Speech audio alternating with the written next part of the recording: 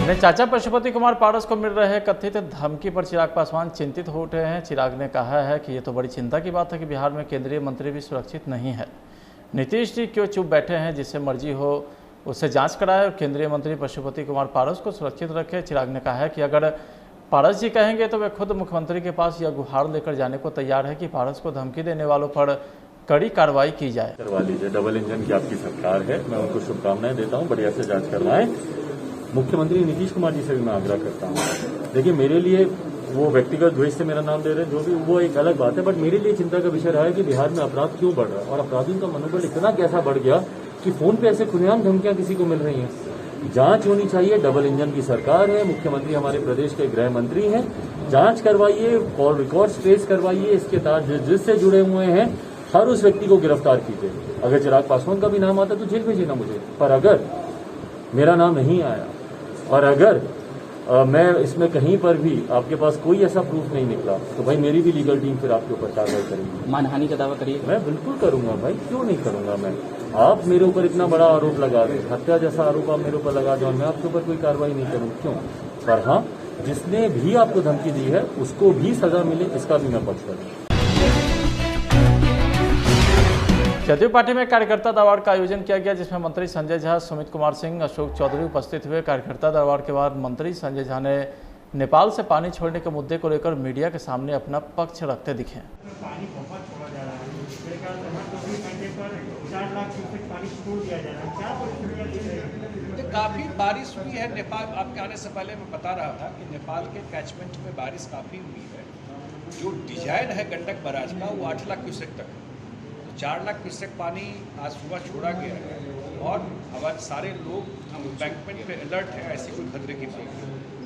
माना जाए कि फिर से जो जलस्तर घट रहा था फिर बढ़ेगा? हाँ, ये तो अभी चलेगा, ये तो सितंबर लास्ट तक फ्लड की स्थिति रहेगी, क्योंकि बिहार की बारिश का जो रेन वाटर है एक, और दूसरा बिहार से ज़्यादा बड़ा हम लोग का इशू रहता है कि नेपाल के कैचमेंट में जो बारिश होती है। और मैं अभी बताया लोगों को कि नेपाल में जितना रोड बन रहा है, जितना पेड़ काटा जा रहा है, उस वजह से पानी बड़ा का जो फ्लो है बड़ा स्टीप है, बड़ा फास्ट पानी का फ्लो होता है और वो सिल्ट के साथ यहाँ पर आता है। ये तो एक मेजर समस्या है बिहार के लिए, जो नेपाल से पानी यहाँ इंटर करता है, तो वो आ रहा है, उसकी एक समस्या है, लेकिन अभी कोई इमीडिएटली खतरे की बात नहीं।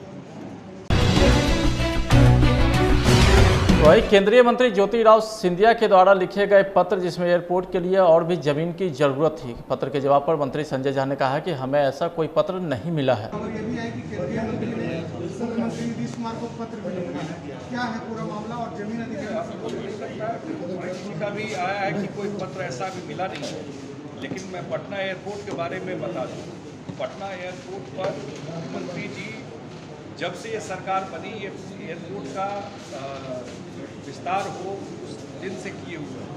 अब उसका बेहटा वाला जब था, जब एयरपोर्ट अथॉरिटी ने, सिविल एविएशन मिनिस्ट्री ने जो भी लैंड कहा गया वो सारा लैंड सिविल बिहार सरकार एक्वायर करके और ऑलरेडी दे चुकी है। अब काम शुरू करना उनकी जिम्मेवारी है पटना एयरपोर्ट के लिए। दूसरा एयरपोर्ट जो दरभंगा एयरपोर्ट है, दरभंगा एयरपोर्ट उड़ान स्कीम में है। आप जानते हैं कि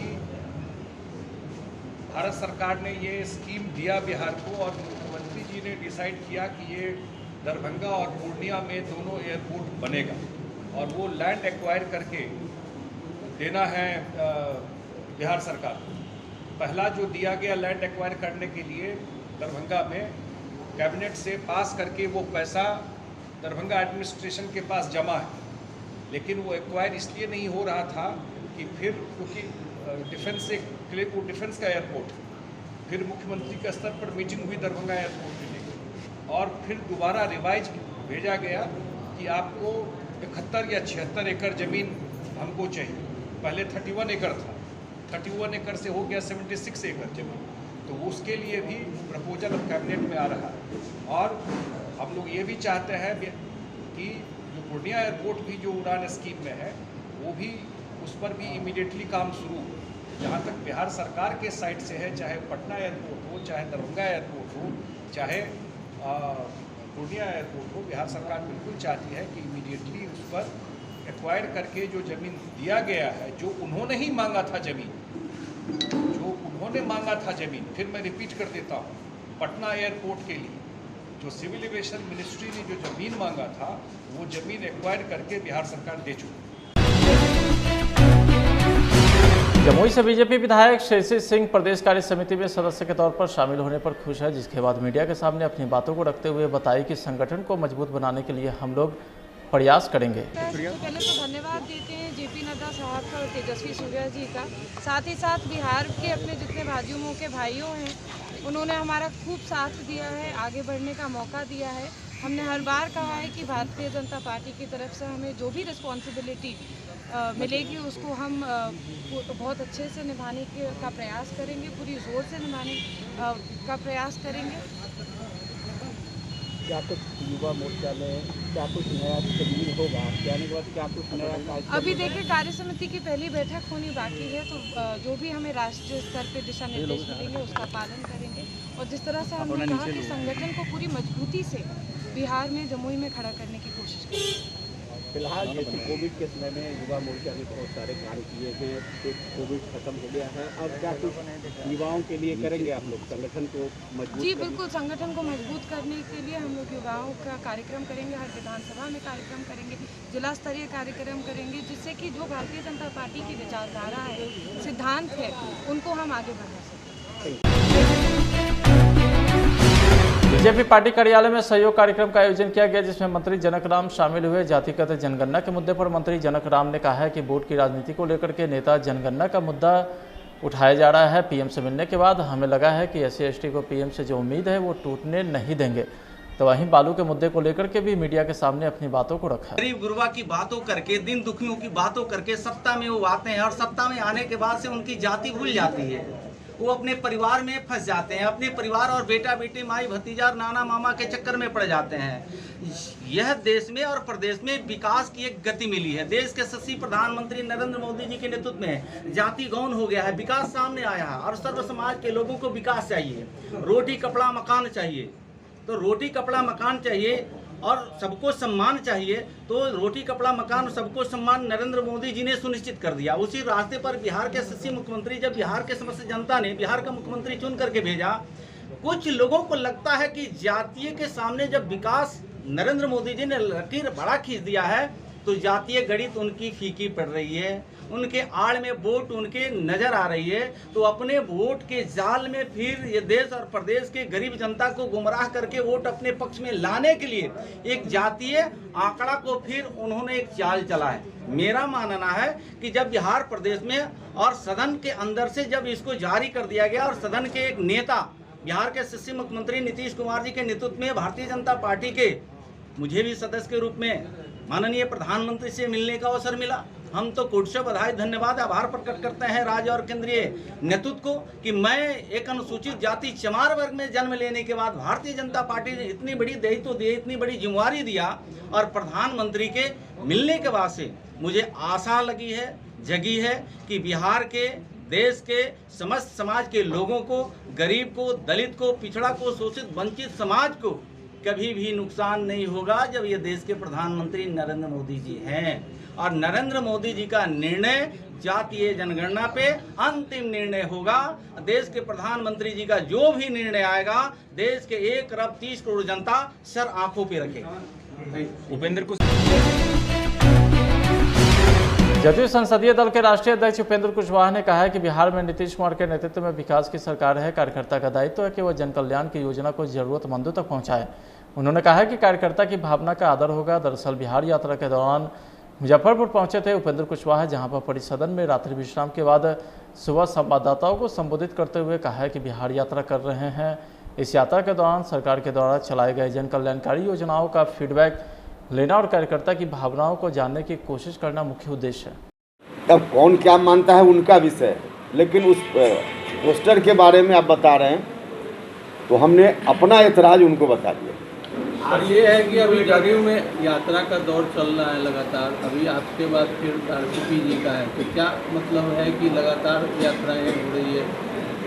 देखिए, जब हमने कहा कि हमारा संकल्प है पार्टी को नंबर 1 बनाना है, तो पब्लिक के बीच तो जाना पड़ेगा, ये गांव में तो जाना पड़ेगा। कहीं पार्टी नेताओं के बीच ये तो नहीं है कि हम अपना जाएं, क्योंकि पहले से आरसीपी जी का पूरा था संगठन का, तो आपके संगठन का आपका दौरा फिर उनका दौरा, तो क्या दिक्कत है भाई? जितने नेता हैं सब लोग गांव में जाएं तो पार्टी को और बल मिलेगा ना, पार्टी को और बल मिलेगा। को लेकर के और आपके बीच कुछ ऐसा मामला चला, मुख्यमंत्री भी नाराज चल रहे थे, हुआ था कि पूछ दिया जाए उनसे, तो केंद्र में गए बात करने, आपका भी मिलना जुलना थोड़ा कम हो रहा था, ये सब हवा की बात है। आपकी बात जो आरसीपी सिंह जी आए पटना, मोदी जी से मिला गया है पीएम साहब से जाति जनगणना को लेकर सभी पार्टियों ने। अगर केंद्र सरकार नहीं कराती है जाति जनगणना तो बिहार में नीतीश कुमार सरकार कराएगी। देखिए, अगर नहीं कराती है भारत की सरकार, ये बात अभी कहाँ उठती है।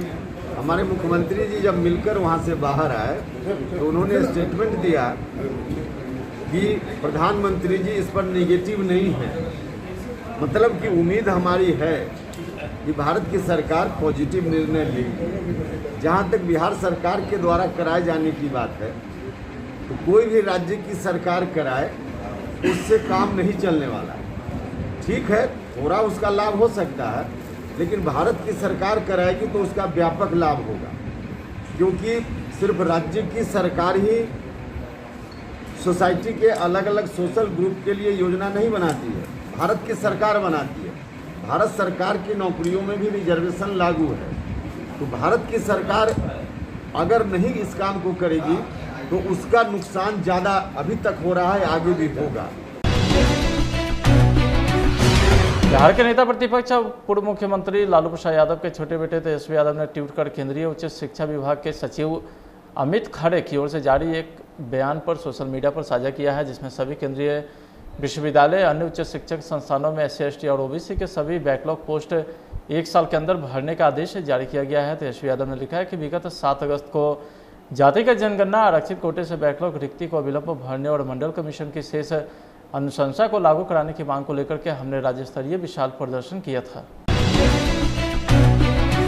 मामला सुपौल जिला के त्रिवेणीगंज अनुमंडलीय मुख्यालय विधानसभा क्षेत्र का है, जहां पर कांग्रेस पार्टी के पूर्व सांसद जनीता रंजन क्षेत्र का दौरा कर रहे हैं और उन्होंने बताया कि हम लोग क्षेत्र में लोगों से मिल रहे हैं, देश के हालात के विषय पर भी विचार विमर्श कर रहे हैं। कांग्रेस की सरकार,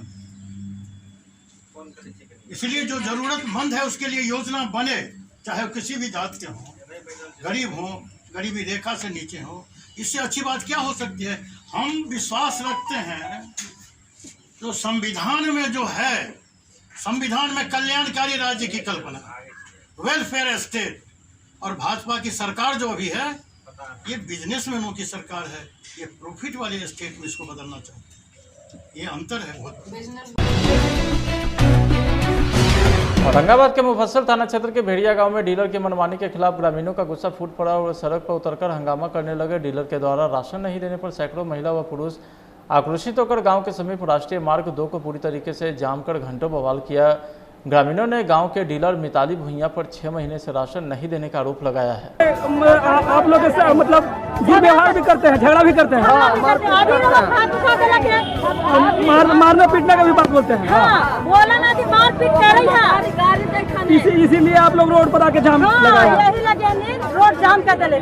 हमने का डीएम चाहिए, हमने का जब भी प्रभाव होता डीएम से होता, अगर बात हम रोड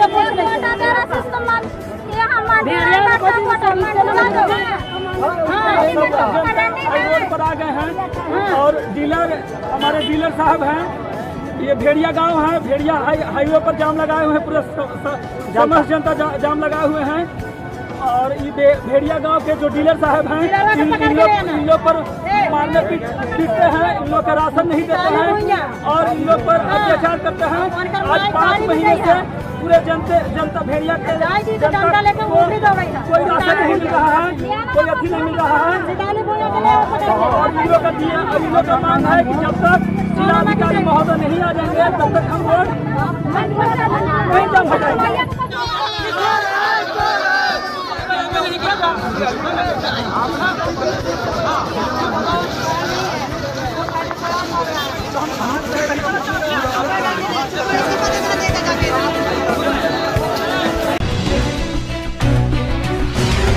रोहतास के शिवसागर के करूप गांव में बीती रात चोरों ने 5 घरों में चोरी कर ली है। लाखों की संपत्ति चोरी कर फरार हो गए।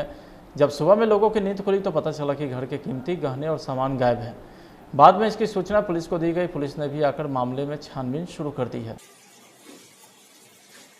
अज्ञात पूर्वक चोरी कर लिया गया।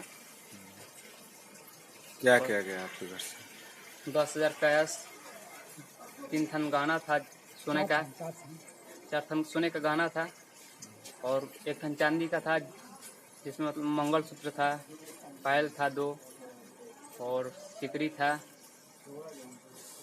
था और लॉकेट था। यही सब करके था। अंगूठी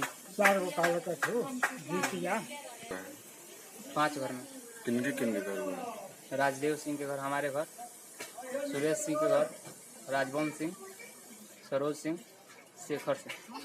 उन लोग के घर से क्या गया? उन लोग के घर से मोबाइल गया है, हमारे घर से मतलब सोना चांदी कुछ और पैसा। बिहारी के कोटवा में एक दर्दनाक हादसे में 4 लोगों की जान चली गई। घटना कोटवा थाना के हिडौलिया वार्ड नंबर 10 की है, जहां दुखी पंडित के घर में शौचालय का निर्माण हो रहा था, जिसमें खेलने के दौरान एक 6 साल का अमित गिर गया, जिसे बचाने के लिए गांव के 2 लोग टंकी में प्रवेश किए, पर दोनों के बाहर नहीं निकलने पर 2 और लोग टंकी में प्रवेश किए, जिसमें 2 की दम घुटने से टंकी के अंदर ही दर्दनाक मौत हो गई, जबकि 2 के इलाज के दौरान मौत हो गई। बिहार के नक्सल प्रभावित जमुई जिला में बैकफुट पर गए नक्सलियों ने पुलिस को चुनौती देते हुए एक बार फिर से अपनी उपस्थिति दर्ज कर बड़ी घटना को अंजाम दिया है। मामला जमुई के चकाई थाना के अंतर्गत बोंगी पंचायत के टोला पहाड़ के समीप की है, जहां पुलिस मुखबिरी के आरोप में बुधवार की रात्रि नक्सलियों ने पिता पुत्र को गोली से छलनी कर दिया।